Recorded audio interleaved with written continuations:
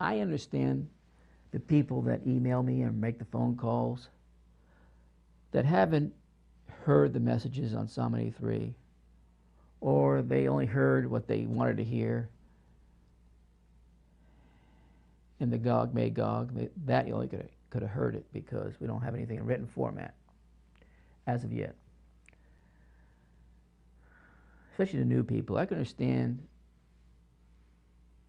that it's hard for them to give up the Christian Science fiction nonsense that's been peddled out there, that's been in their brains for so long, and something new comes around and they grasp this particular information or that particular information, and they try to incorporate it into what they already have memorized and learned about eschatology in these last days and its relationship to the Bible based on Christian Science fiction nonsense. I understand those people, it's going to take a while for them to understand that all that stuff is nonsense. It's made up. I call it Christian Science fiction. Very few proofs in the Bible that they're fiction is accurate. Those of you who watched for a while know exactly where I stand on that. But what surprises me, and never goes by even for 1 week, not even a week goes by where somebody that's been listening, and I know that has been listening for a very long time. I've been preaching on this for years and years and years now, folks. That when certain events come by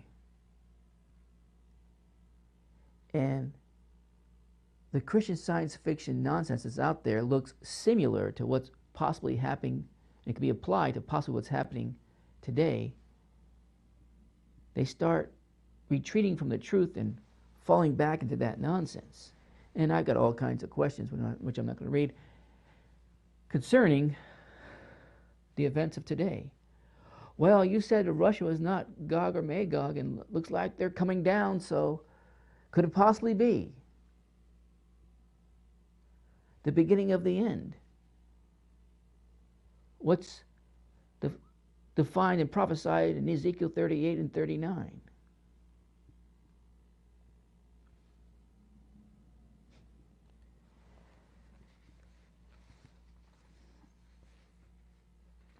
No, what you're seeing today is not what's happening in Ezekiel 38 and 39.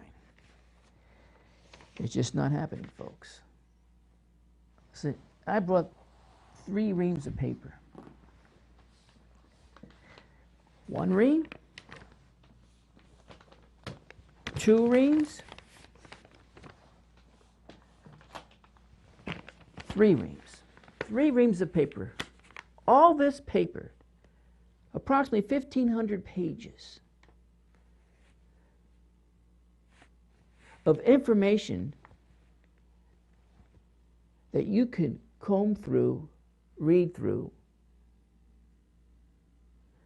not to mention much more than what's been already put in written format is available in a video format, which goes beyond any 1,500 pages.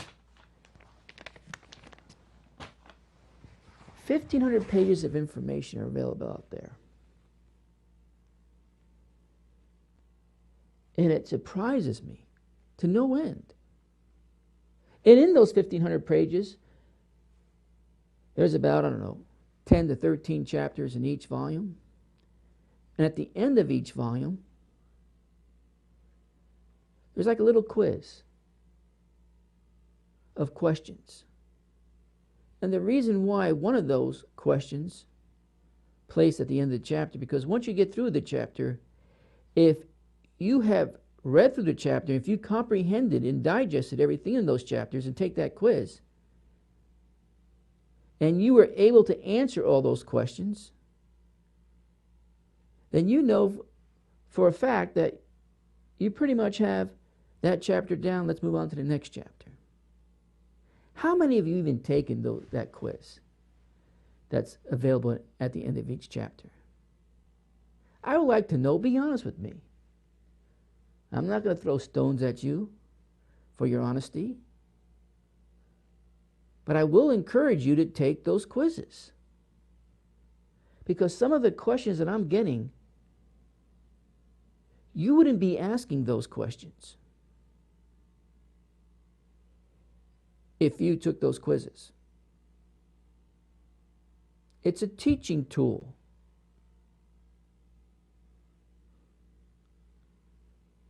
It allows you to check yourself whether you have totally understood what you just read. And if you can't answer the question, instead of trying to go back and seek just that answer, read the whole chapter again and take the quiz again. Do it to the point where you don't have any doubts how you would answer any of those questions. You're 100% confident that what you just answered in that question, just don't make up an answer, by the way. In fact, what you probably should do is answer all the questions and then go back, read the chapter again if you answer all the questions to verify you answered them correctly. Are you serious? Yes. And if you're a serious student of God's Word, that's what you would do. But most Christians just haphazardly go through God's Word or anything that they study.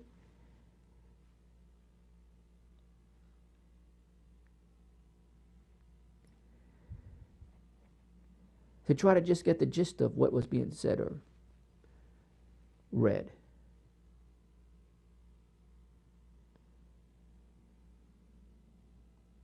And I can see in your questions that you haven't totally comprehended what was presented.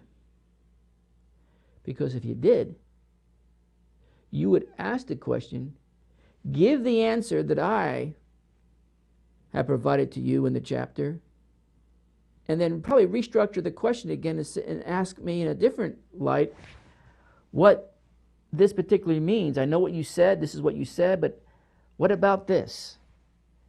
It seems like things are changing a little bit. What is your thoughts or whatever? I'm being very general here, but you get the gist what I'm saying.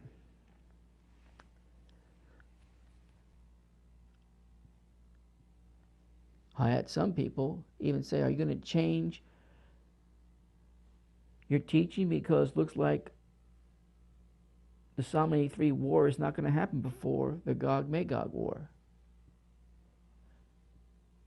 No, I'm not.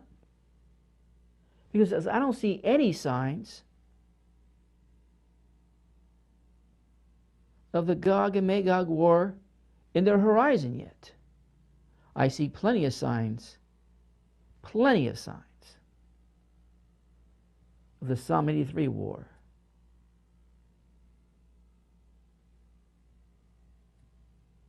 Rapidly coming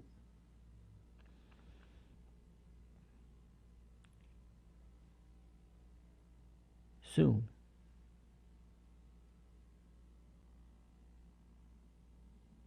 But not the Gog and Magog war. Why? You go to Ezekiel. There's one condition that hasn't been met yet. Let me see if I can find it real quick.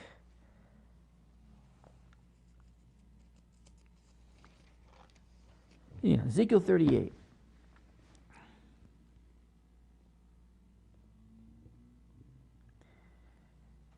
I'm not going to read the whole chapter, but it gives you in the 5th and 6th verse the coalition of Persia, Ethiopia, which is Cush, Libya, Gomer and all his bands,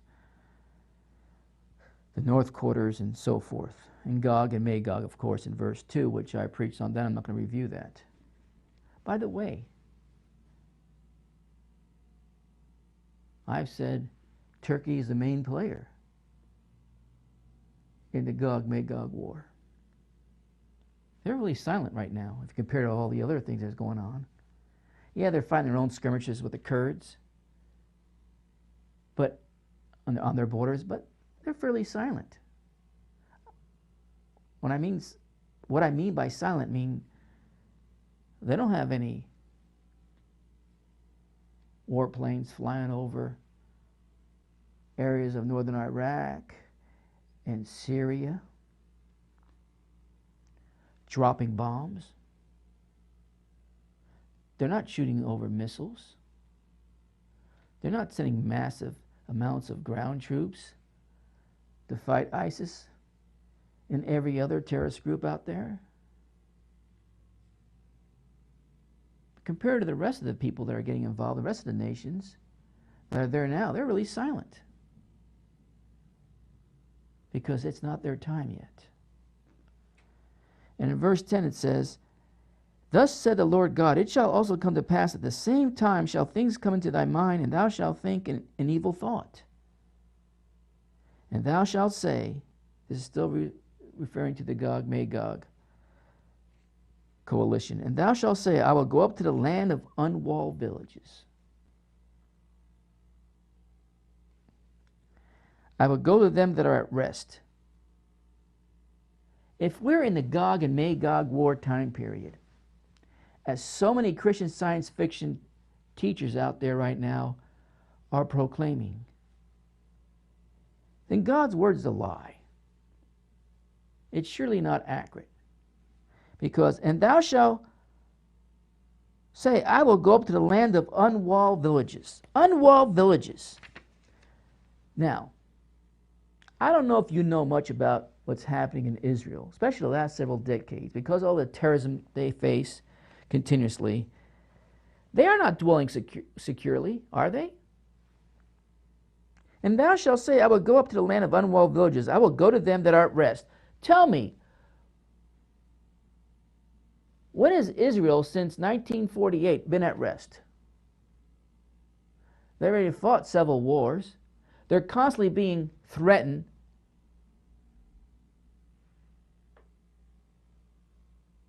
They had to develop an Iron Dome shield for the constant missile attacks. Think about it. When had they been at rest? "And thou shalt say, I will go up to the land of unwalled villages. I will go to them that are at rest, that dwell safely. All of them dwelling without walls, and having neither bars nor gate." Neither bars nor gate. Does that describe Israel today?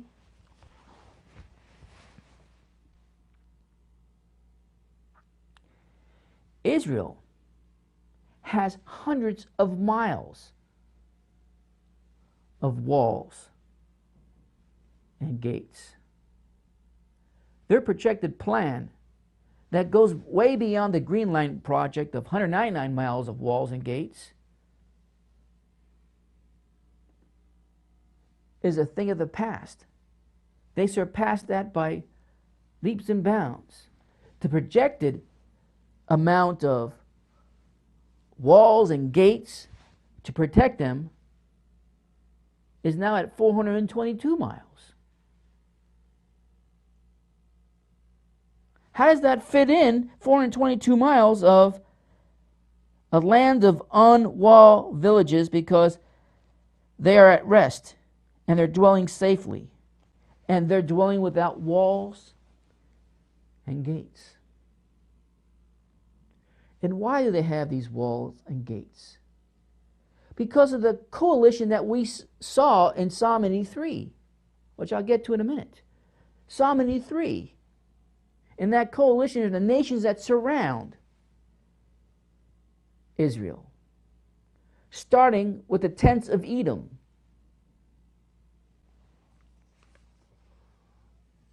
Now, let's just go to Psalm 83. This is just a refresher to put you back on track and not to be led astray with every blowhard that comes by. See, isn't it ironic Their blood moon, their 4 blood moons that supposedly, well, it did happen, the super moons, events, the 4 blood moons came and went. Nothing spectacular didn't happen. We didn't get raptured in September. The world didn't collapse on itself, and Antichrist hasn't taken their theories, its place in the Middle East to set up his kingdom. All these things didn't happen. What so many different predictions that were proclaimed. John Hagee, and the other guy at Washington that put that 4 blood moon book together, been pretty quiet, haven't they? Their events came and went. Nothing really happened. What's new? More Christian science fiction nonsense. And as I said at least a year and a half ago, blood moons is nothing unique. They come and go.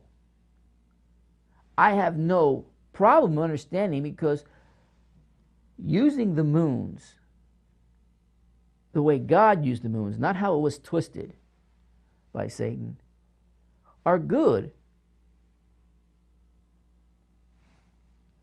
prediction tools, which I haven't gotten to yet, of times and seasons and events that do take place.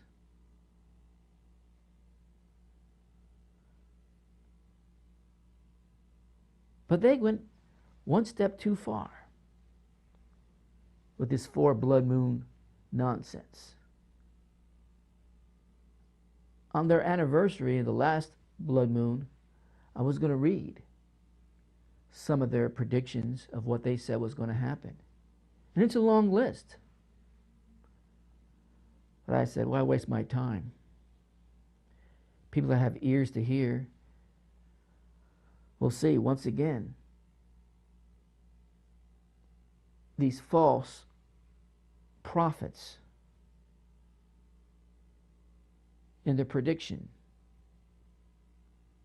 has put a black eye on Christianity with their nonsense, because it makes us look silly. For an onlooking world that already mocks mostly Christianity, it just added something else to the list that they would mock, that they will mock us for. And they'll group all of us together in one lump sum, even though I preach totally against the Christian science fiction theory. They'll throw me into that same group. And you, as crazy Christians, predicting the end of the world, predicting this and that. And once again, it didn't happen. What's new? That's been going on for centuries. What's new?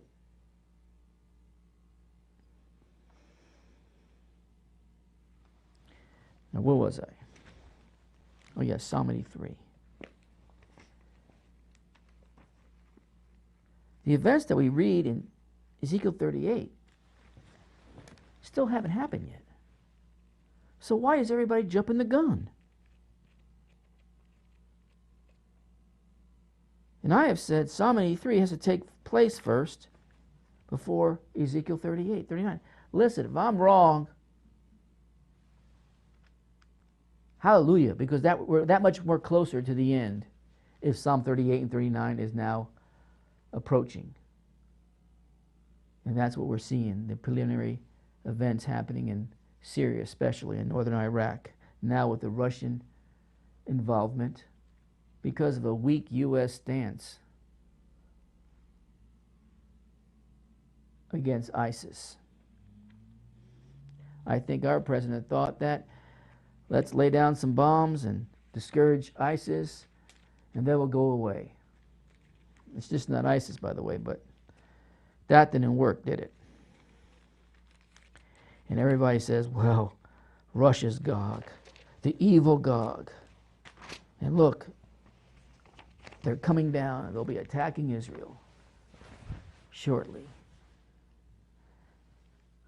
No, they're not. No, they're not. See, I understand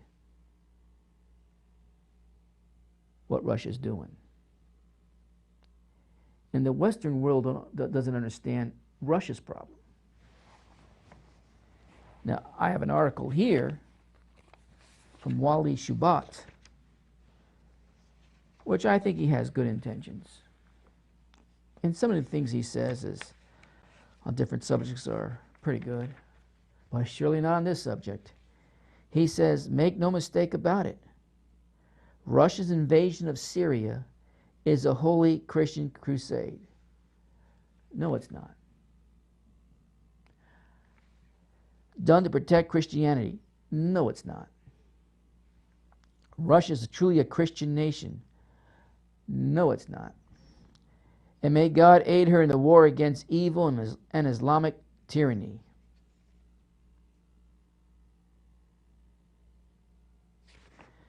I won't read you the whole article, but it goes on to say Putin is the Saint Constantine of our time. Well, that's not a good recommendation. Anyone who's ever heard me preach on Constantine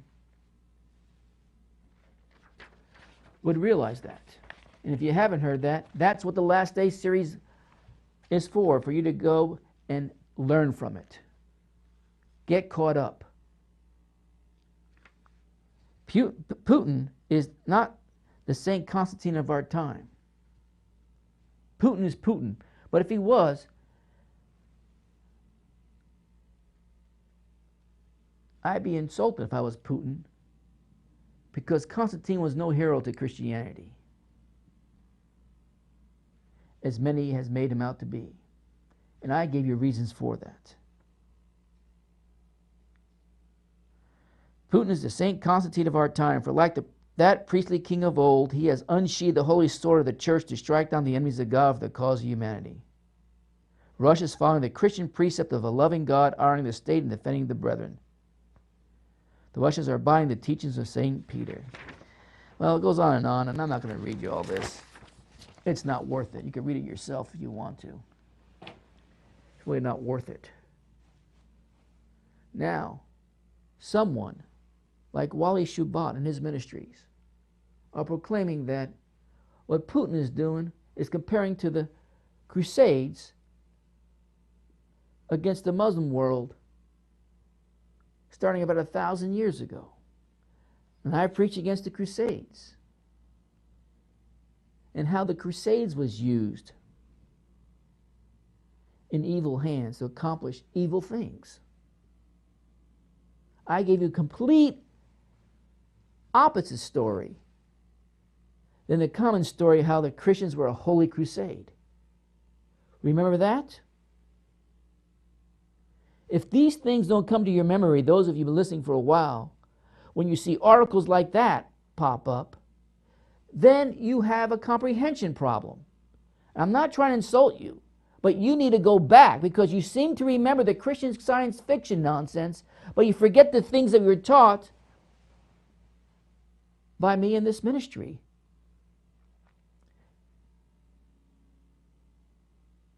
Because those of you who remember,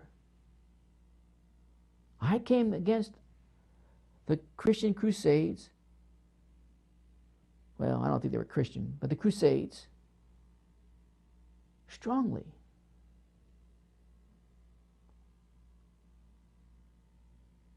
Now, if you want to, in the correct manner, say Putin is like, even though it's not holy, the Crusaders of old, then I'll give you that, if you understand what the Crusades were all about, and not the history that's peddled and believed, especially in the Christian world. Putin is an ex-KGB. I say ex because that's politically correct. But he's a KGB member. He's a KGB thug. But I understand why he's a thug. And in fact, if our country had to go to war, and this is going to upset some of you, I'd rather have Putin as president right now than Obama.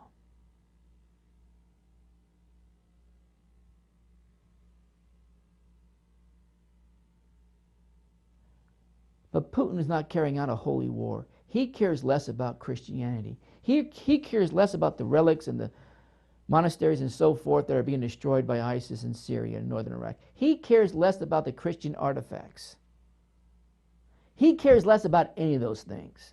He's using Christianity, Russia style, to advance his agenda. But I know what his agenda is. Besides what you're being told by news agencies, governments, and Christian preachers and teachers, it's just not about him trying to get the area that the USSR lost, the Soviet Union, when it fell apart. He is trying to get that territory back. It's a lot more than that, my friend.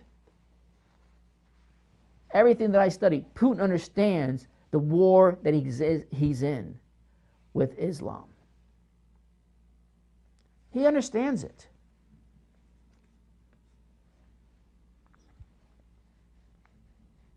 Well, what do you mean by that?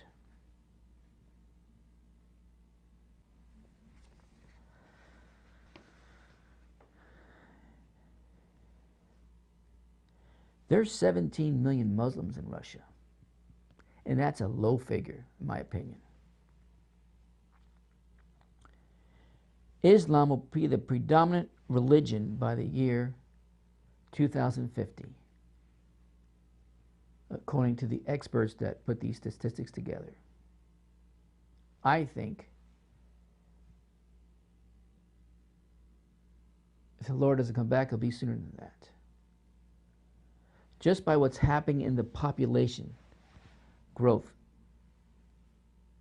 figures that are put out there.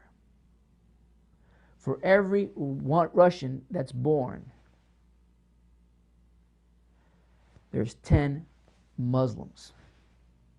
For every baby that the Russians produced, Muslims are producing 10. What do you think is going to happen with that kind of ratio?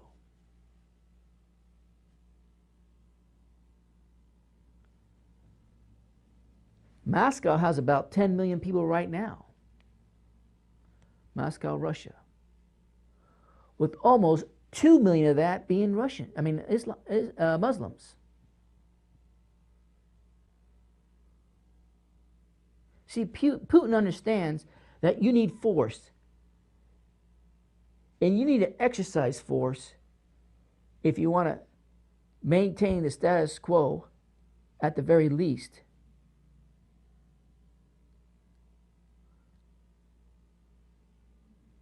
And let's just put it this way, keep the Muslims in line.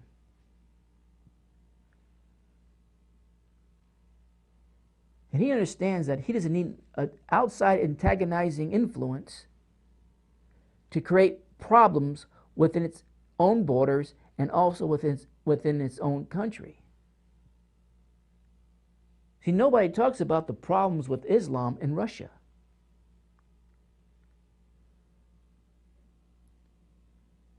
Russians know there's a problem. Putin definitely knows there's a problem. We look at the Ukraine. And I'm not a Russian fan, and I'm surely not a Putin fan. I understand his agenda. I understand what's happening in the Ukraine, which the news media outlets don't understand, and most of the people that write about it. What you're seeing that no one talks about is a religious war in the Ukraine.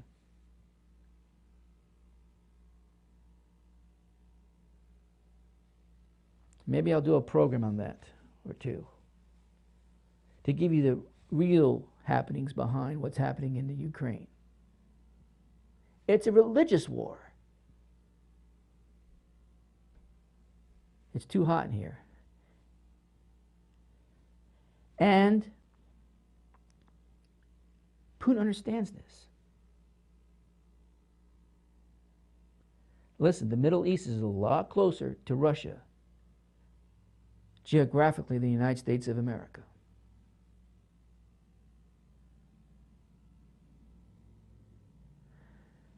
Now, because of Russia's involvement, and whether they're able to be successful in keeping Assad's regime in Syria intact remains to be seen. But if anything, because of the lack of United States involvement at this point,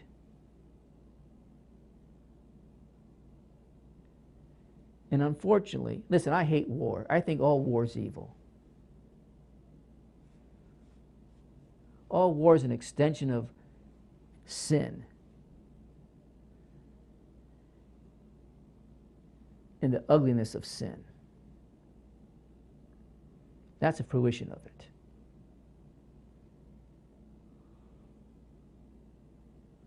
I wish there was no wars, but unfortunately there are, because as long as man is on this planet, before Jesus comes, there will always be wars and rumors of wars. Even Christ said that. Because of the United States' lack of involvement, I don't think Russians have any other choice. Now, their coalition, whether they realize it or not, is also a very evil coalition by getting Iran involved and possibly even China. Why China is getting involved, I'm trying to sort that out still.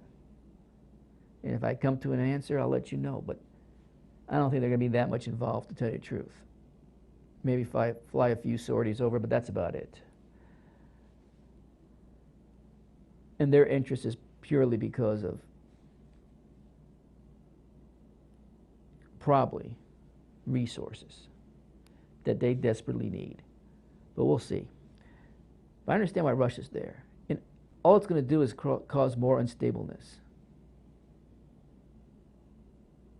in my opinion. But if they are successful in establishing Assad's regime again,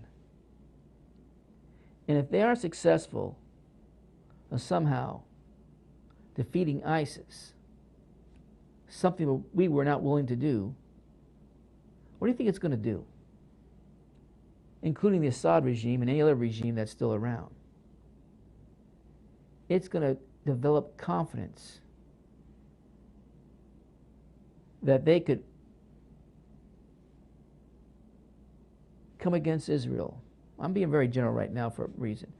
To come against Israel in the future with their own coalition or confederacy, because they think they have the backing of Russia, Iran. Listen, Psalm 83, Isaiah 17, the Elam prophecies, I believe are all in close proximity going to happen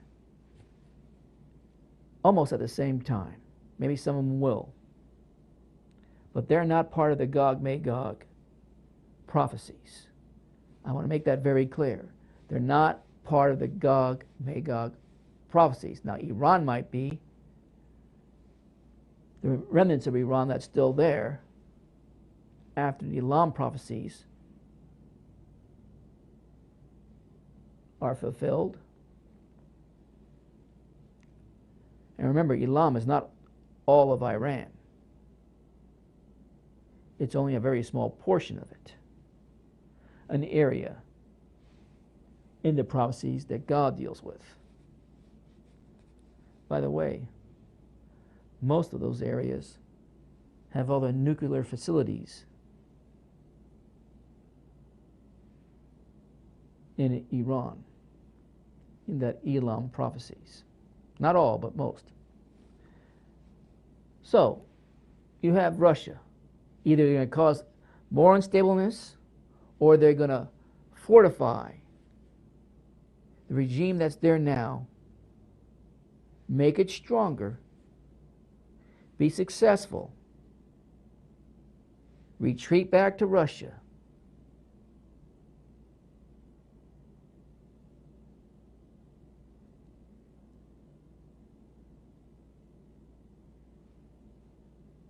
and give it false security that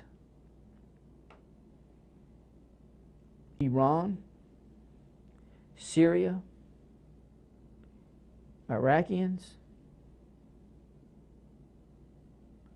Lebanese,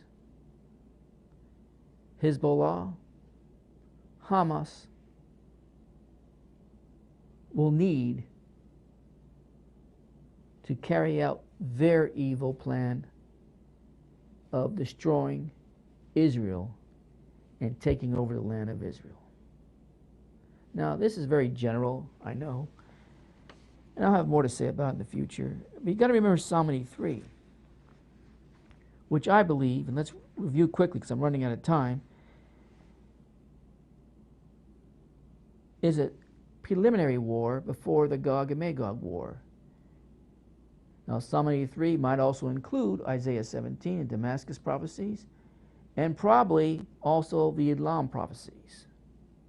Not necessarily in that order, but all in proximity of each other. With Psalm 83, or maybe the Elam prophecies taking place first, that finally triggers the Psalm 83 confederacy to come against Israel. There's many different possibilities, but it's going to happen. And this is going to happen before the Gog-Magog war. Keep not thou silent, O God, hold not thy peace, and be not still, O God. For lo, thy enemies make a tumult, and they that hate thee have lifted up the head. They have taken crafty counsel against thy people, and consulted against thy hidden ones. And I told you what that consists of, both houses of Israel. And, verse 1 through 5, it's the Confederacy's plan. In general, what their plan is going to be like, the former Confederacy against Israel in both houses. Let me tell you right now.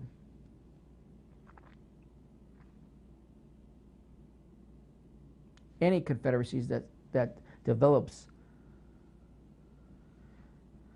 against the land of Israel will also have to consider the hidden ones and how they will react. And I believe the hidden ones are the Ephraimites, the United States.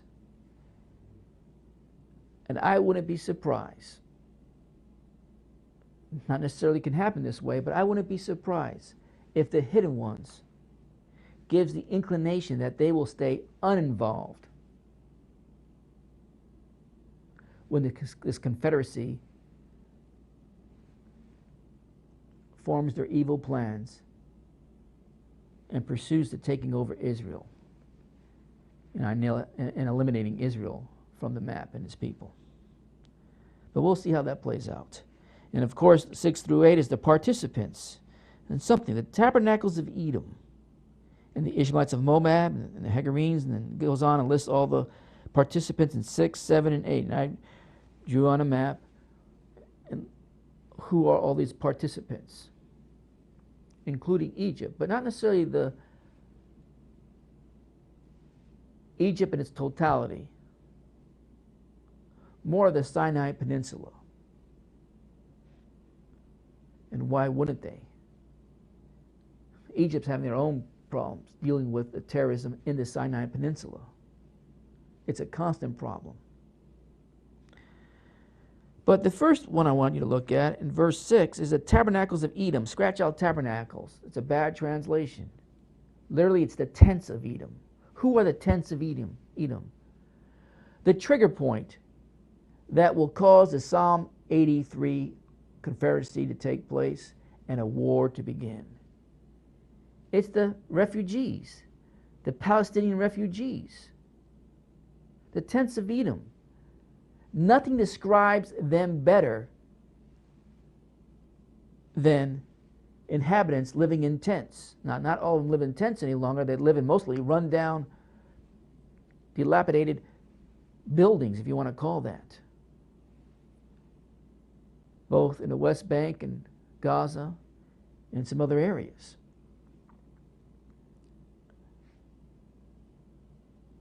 The tents of Edom and the Ishmaelites of Moab and the Hagarenes. The refugees are going to be the problem. Now in Hebrew, anytime you have a list of, or a group of things listed in the scriptures, it's like reading a label on a jar in your supermarket. It tells you what the ingredients are. And if you know anything about labeling, the first ingredient is the predominant ingredient, and then you list about 6, 7, 8 things that's included. Well, the first one that's listed has the most of that in that bottle. Then the second one will be the second most, and so forth all the way down to the last one, meaning the last one has the least amount of ingredient in whatever it's included in that bottle or can or whatever. In Hebrew, in this case, the tents of Edom is the cause of this Psalm 83 war. It's almost like Asaph, who wrote 12 different psalms, by the way. He was a seer. Jeremiah was considered that. So he saw in the future, what God gave him the information, who would be predominantly the ones causing the problem. And the rest of these coalition players join in. The tents of Edom. Remember, the Palestinians ran in 1948 because they thought they would be eliminated. Jordan doesn't want them. Syria don't want them. Saudi Arabia don't want them. So they're left in no man's land, mostly in the West Bank area. But even though there's some pockets of it just around the north and the south of Israel. Put up tent 1. This is what it looked like shortly after 1948. This is what the tents of Edom looked like.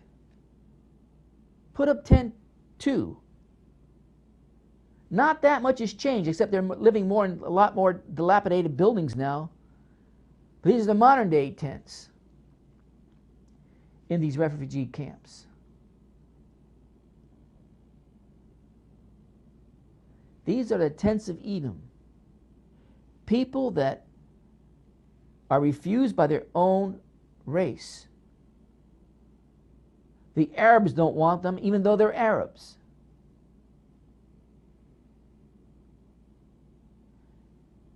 And let me read you something, just in case you start getting emotional and feeling for these people. Let me just read you a little brief history. You come back to me. Why Palestinians still live in these refugee camps? You ever ask yourself that? Why haven't the Arab countries surrounding Israel taken them in? Why do Palestinians in Gaza and other areas still live in refugee camps? Did the Israelis force Palestinians to stay in the squalid, overcrowded camps? Palestinians still live in refugee camps, even when the camps are in Palestinian Authority-controlled areas, because the PLO opposes and prevents refugee resettlement. As the PLO slogan goes, the Palestinian refugee never moves out of his camp except to return home. And of course, their home, they believe, is in Israel.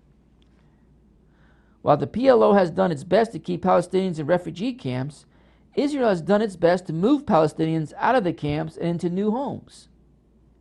Israel even started a heavily subsidized build-your-own program, this was years ago, for Palestinian refugees.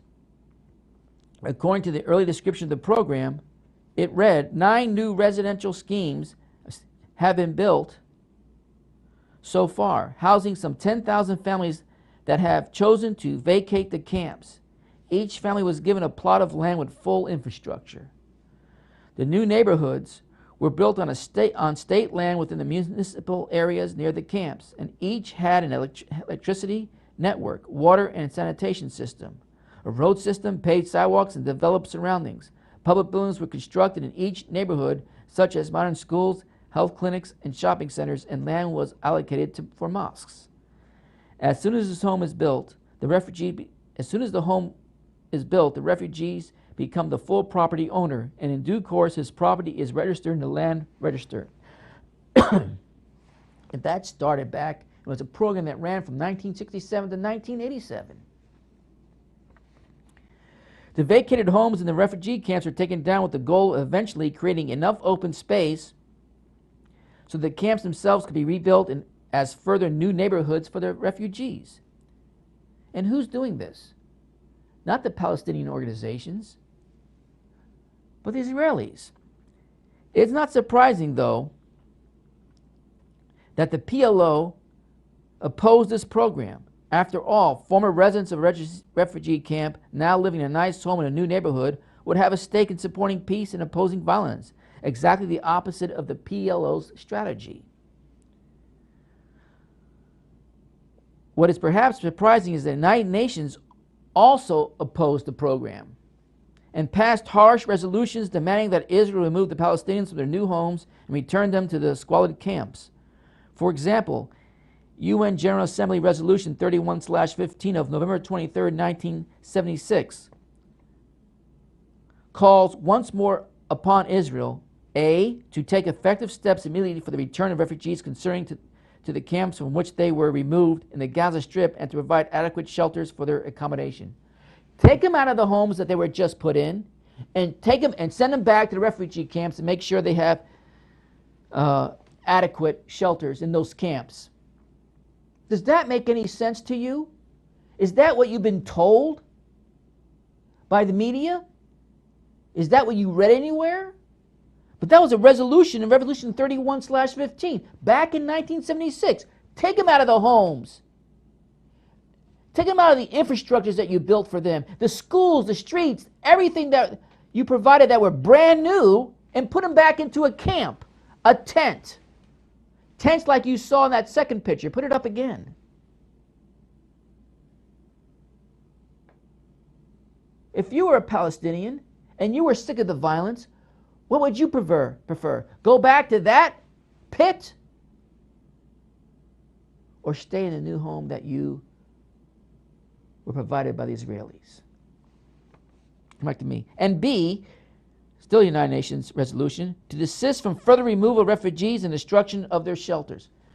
Don't remove any more refugees from that camp, and don't take down their tent cities to build them new homes.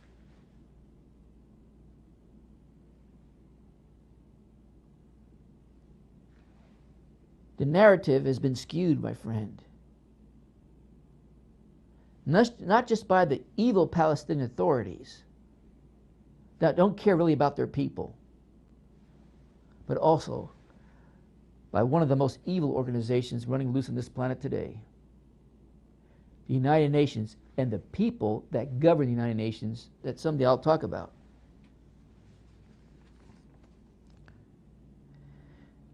Another similar resolution in 1979, Resolution 34/52, reads, measures to resettle Palestinian refugees in the Gaza Strip away from their homes and property from which they were displaced constitutes a violation of their inalienable right to return.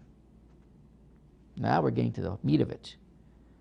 1. Calls once more upon Israel to cease from removal and resettlement of Palestinian refugees in the Gaza Strip and from destructions of their shelters. Perhaps, thanks to this support from the UN, the PLO began threatening to kill any refugee who would move out of the camps.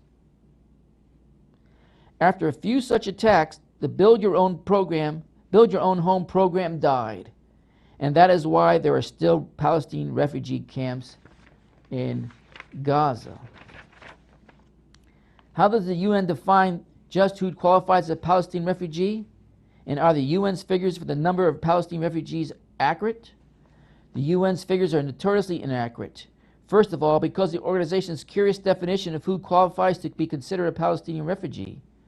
According to the UNRWA,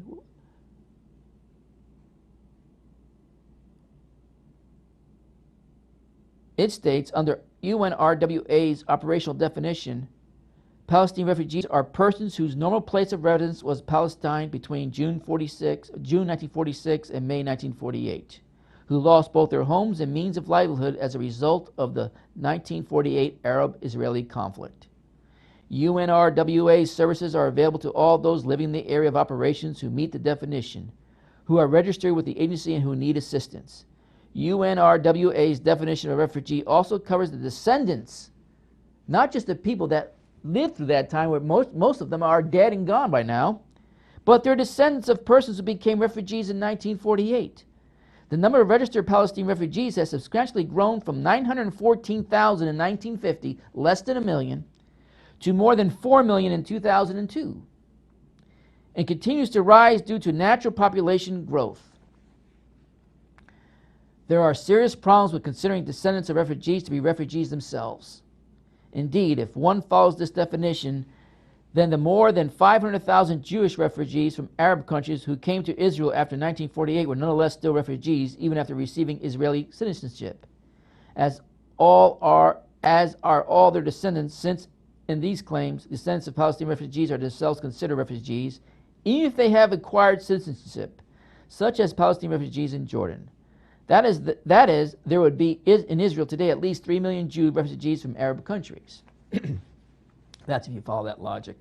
In addition, the UN definition contradicts international law, under which descendants of refugees are not considered to be refugees. Thus, under 1951 Convention relating to the states of refugees, a refugee is a person who, owing to a well-founded fear of being persecuted for reasons of race, religion, nationality, membership of a particular social group or political opinion, is outside the country or his nationality, is unable or owing to such a fear, is unwilling to avail himself of protection of that country, or who, have not having a nationality and being outside the country as former residence as a result of such events, is unable or owing to such fear, is unwilling to return to it. What a bunch of garbage. Whatever the definitions, are the UN figures for the number of Palestinian refugees accurate? No, as the UN itself has admitted. For example, in the report of the Commissioner General of the United Nations Relief and Works for Agencies for Palestinian Refugees in the Near East, July 1st, 1997 through June 30th, 1998, the UN concedes that UNRWA registration figures are based on information voluntarily supplied by refugees primarily for the purpose of obtaining access to the agency's services, and hence cannot be considered statistically valid demographic data. The number of registered refugees present in the agency's area of operation is almost certainly less than the population recorded. Since the refugee figures are based on voluntary supplied information given for the purpose of obtaining services such as financial aid and food rations, there is obvious incentive for people to falsely claim to be refugees to get services to which they are not entitled, especially since, as previously stated, refugees don't actually have to live in a refugee camp. So you get all the entitlements if you stay in the camp, even though you don't have to stay in the camp. So you don't have to go out there. It's almost like what the Democrats did with welfare back in the 60s.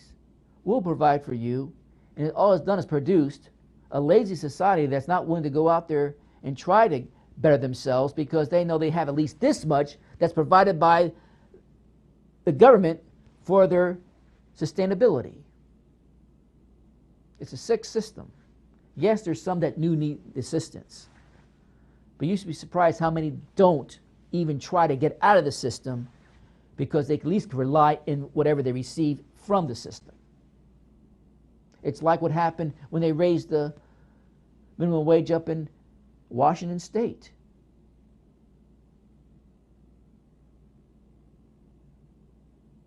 To $15 an hour. People that were receiving government assistance were making more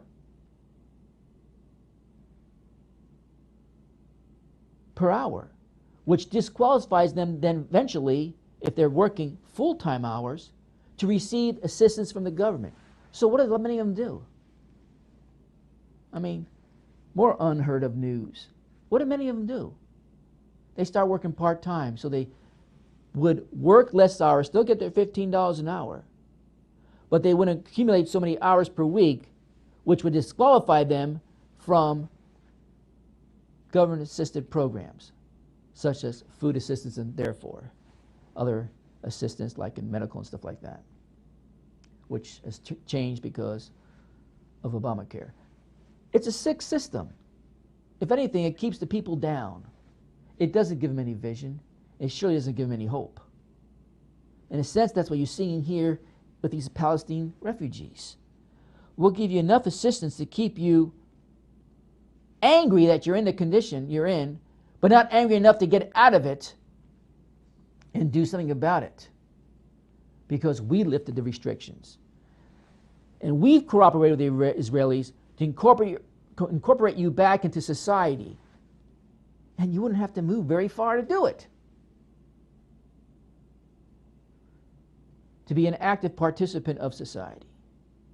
Israel tried for 20 years. It was shot down.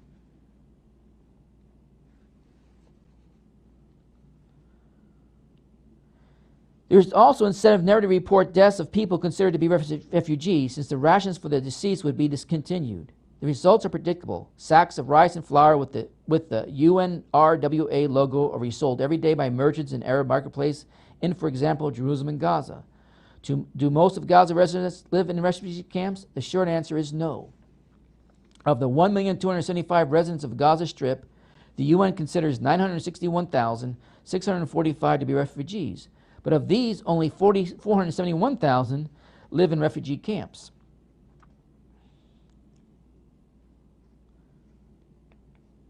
And it goes on. I think you get the understanding of what I'm trying to present to you. They don't want to move out of the refugee camps. Because once they move out, once the Palestinian authorities, the PLO, Hamas, Hezbollah, and the rest of the world that want to see the Palestinians in this dire situation, because they're using it as a tool to say, well, we need our land back. And we're not going to incorporate into Israel and become an active member of society.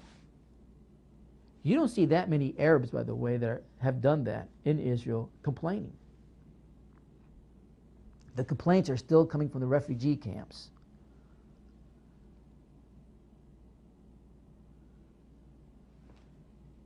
And because they're living those conditions, and in their case, they can't get out of those conditions. I mean, the reports are not just a few here and there. There were many that tried to do that up to 20 years ago. Actually, in some cases, many of those reports came in 30 years ago. If they tried to get away from refugee camps, they were killed. And they were made an example of. So others would not be encouraged to remove themselves from the refugee camps or the areas that they live, which is totally dilapidated, which keeps them angry, which keeps them violently ready to explode with hatred and war, which keeps them in a position where they constantly are told that they have to hate Israel, and that's what's happening in their schools, their children. What do you think is going to come from it? Nothing that's going to be any good. And eventually it's going to explode. And that's what happens. The population listed first is the tents of Edom.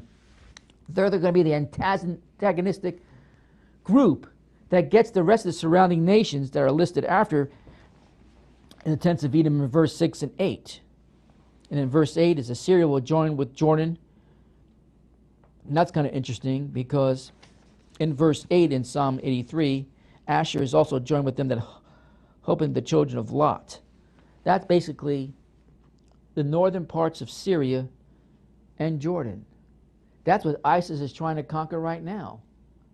And that's what pretty much they have control of, the northern parts of Syria, and they desperately seeking to get in a foothold into Jordan and take that over. But after this all said and done, this war takes place, I believe the message will be received, because that's the prayer at the end of this psalm. And the faithful remnants will come to see the light, who the true God is, and ain't Allah. And I believe there's be plenty of people that God would draw and a spirit will be implanted in them, and they will deny Islam and seek out the one true God when this war is done. And that will develop a place for them that they all could live in safety. The walls could come down. Unfortunately, they believe that their dwelling places will be secure. There's no longer any of the danger of the conflict. And that's when Gog and Magog will rise. But until that happens, all you're seeing now is Russia's response to their problem. And their problem is growing. The West doesn't talk about it. The media in the West doesn't talk about it. Hardly anything's written about it. But it's a problem. The Russians have this problem. They have a lot bigger problem with Islam. You cannot even compare it, even when you throw 9/11 in there, than we do in this country. And it's a lot closer to home for them. Yes, Putin is a thug. He has his own agendas. And I wouldn't doubt 1 minute that he doesn't want to be the main player in world events. But they're also reacting because their problem is ever increasing on a daily basis, causing them many headaches. And it's already causing them a potential war with the Ukraine. And the West sees it as, an invasion. In a sense, it is the way the world looks at it, but it's a religious war, my friend, that's happening in those areas. Unfortunately, too many of these Christian science fiction teachers don't see it. And it's unfortunately, Wally Shabbat thinks it's a Holy Crusade war. No, it's not. Now, I didn't get as far as I wanted to today because I wanted to read also other articles that highlights this. This country is so naive. They're bowing down to Islam and they don't even see it. I was reading an article about Orlando, Florida International Airport to open a special Islamic prayer room for Muslim travelers. Of course, there's a little signage, I guess, that would tell you that this is Islamic prayer room. And of course, if you look at the pictures, they're going to spend over $1 million. Just $250,000 in the prayer room alone for Muslims to pray at the airport so they wouldn't be bowing down to Allah in their prayers in the middle of the airports. Let's just make them prayer rooms. This same airport doesn't have a Buddhist meditation room. This same airport doesn't have a Christian chapel. But now it has Islamic prayer room to accommodate Islam. Wherever you turn,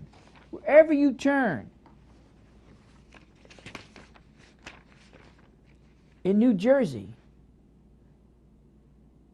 they wanted a day off for everyone. A special day off for a Muslim holy day. They fought. They went back and forth. The school district finally said, okay, you can have that day off. It won't affect anything as far as your attendance record for the school because it'll be your day. They weren't satisfied with that. They're going to take advantage of that, but they weren't satisfied with that. In fact, one participant said, we're no longer the minority, said one Muslim participant to the school board. That's clear from the night. We're going to be majority soon. That's their goal. They want Sharia, any form of it, to be the governing rule here in the United States. And there's no moderate Muslims, my friend. I mean, put up, if I have that still.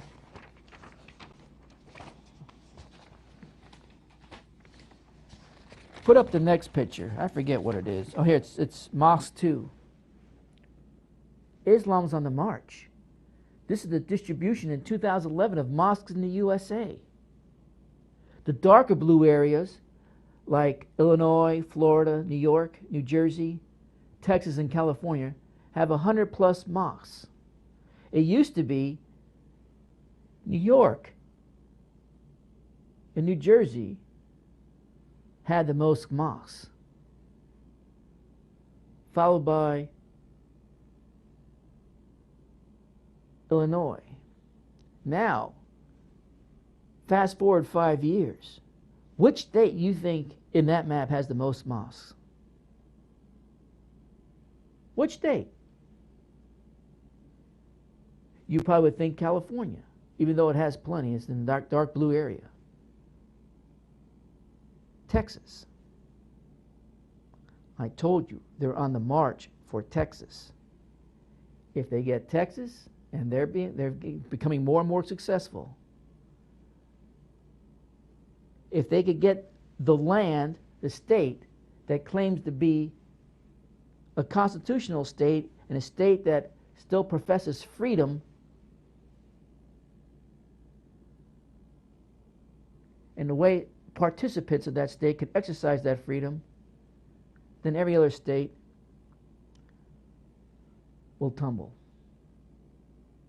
Well, like I said, it used to be New York and New Jersey. That combination of the states in their close proximity that had the most mosques. Most people think it was Michigan. No, they have quite a few. And in Detroit, they have the most dense population of Muslims and mosques. But throughout the state, if you count the mosques, it is Texas now. Go to the next slide or picture. This is the areas where terrorist groups, known terrorist groups, are active in. Obviously, the states in red.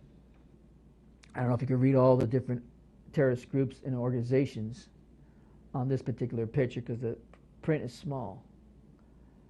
But once again,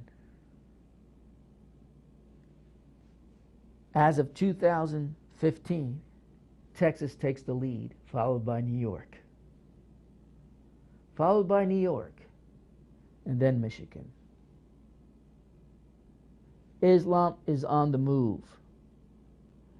This country is naive concerning their mission. It's just not the Middle East. The one thing Donald Trump said, and I'm not a Donald Trump fan, but he said the Syrian refugees might be a terrorist army in disguise. He's never been so right. And that 200,000 figure is very low. Many of these are healthy men, strong men, that are migrating to Europe. Not that many female participants migrating to Europe right now. Mostly male. Does that make any sense to you? What is happening? Islam is on the march. Learn how to read the times and where we are in these times.